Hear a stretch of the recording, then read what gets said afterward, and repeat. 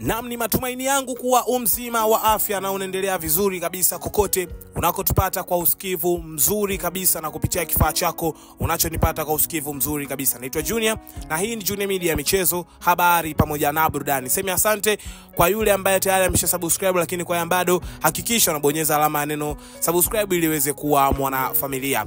Kutokea katika nchi ya DRC Congo kumekuwa na tuhuma mbalimbali ukiachana na kikundi cha waasi wa M23, huku kukiwa na kikundi kingine ambacho taarifa ziliweza kudhibitisha kuwa kikundi hiko kinafahamika kama Kuluna Gang, ambacho kiliweza kusababisha mambo mbalimbali ya kiuhalifu ndani ya nchi ya DRC Congo. Lakini taarifa ambazo tumekuletea kutoka katika nchi hiyo ya DRC Congo ni kutoka kwa Wamarekani watatu ambao walijaribu kufanya jaribio la mapinduzi nchini DRC Congo, lakini jaribio hilo lilishindikana na kuweza taarifa hizi za wao kutaka kufanya jaribio kuweza kufahamika na kuweza kudhibitiwa. Lakini taarifa zinasema watatu hawa walihukumiwa kunyongwa, lakini serikali ya Marekani iliweza kuingilia kati na kusababisha watu hawa kuweza kupunguziwa adhabu na kufungwa kifungo cha maisha jela. Tunaangazia taarifa hizi kutoka DRC Congo na kile ambacho serikali ya Marekani imekifanya juu ya watumio hawa watatu. Tuwe sote mwanzo mpaka mwisho. Nikukumbushe usisahau kubonyeza alama na subscribe ili uweze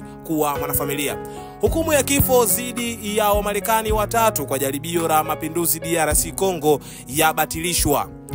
Wamarekani watatu waliohukumiwa kwa kuhusika katika mapinduzi yaliyofeli nchini Jamhuri ya Kidemokrasia ya Kongo mwaka jana wamebadilishiwa hukumu za kifo na kuwa kifungo cha maisha jela.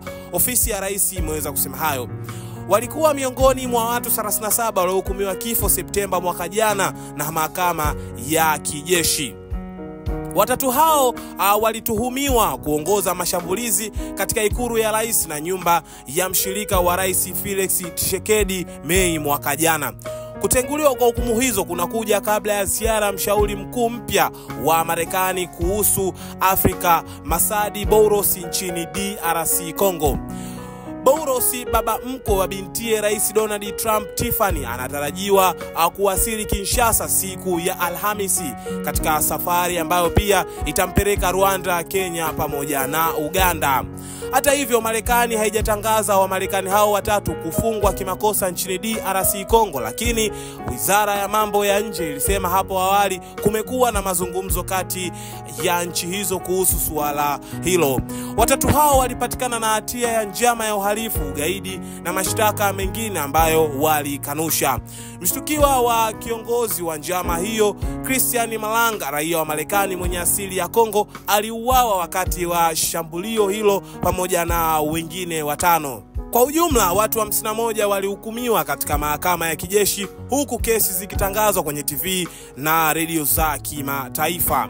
Watu 14 waliachiwa, huku mahakama ikisema hawakuwa na uhusiano wowote na shambulio hilo. Hukumu za kifo hazijatekelezwa nchini Jamhuri ya Kidemokrasia ya Kongo kwa takribani miongo miwili, na wafungwa wanaopokea adhabu hiyo huwa wanatumikia kifungo cha maisha jela badala yake.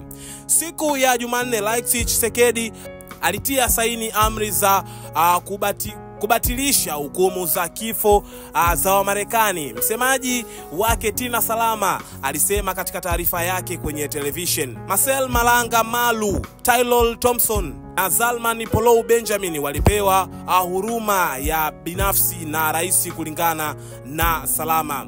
Sickness Siemba, mmoja wa mawakili wa Malanga, aliambia shirika la habari la Reuters kwamba msamaha wa rais ni hatua ya kwanza inayoahidi makubaliano makubwa katika siku zijazo. Mwanahabari, hizi zilikuwa ni taarifa kutoka kule nchini DRC Congo na Wamarekani watatu ambao walipewa adhabu ya kunyongwa, lakini kutokana na kile ambacho wamekisema rais na mashirika ya kimataifa na nchi za kimataifa kuweza kupunguziwa adhabu na hatimaye kuweza kupewa adhabu cha kifungo cha maisha wakiwa gerezani. Nikushukuru sana kwa ambaye umeungana nami mwanzo mpaka mwisho. Hizo zilikuwa ni taarifa kutoka katika nchi ya Jamhuri ya Kidemokrasia ya Kongo huko DRC Congo. Niseme asante kwa ambaye ushasubscribe, lakini kwa ambaye bado hakikisha tunapomaliza unabonyeza alama neno subscribe ili uweze kuwa mwanafamilia wa Junior Media kupata taarifa mbalimbali zile ambazo zimeweza kutokea ndani na nje ya mipaka ya nchi ya Tanzania.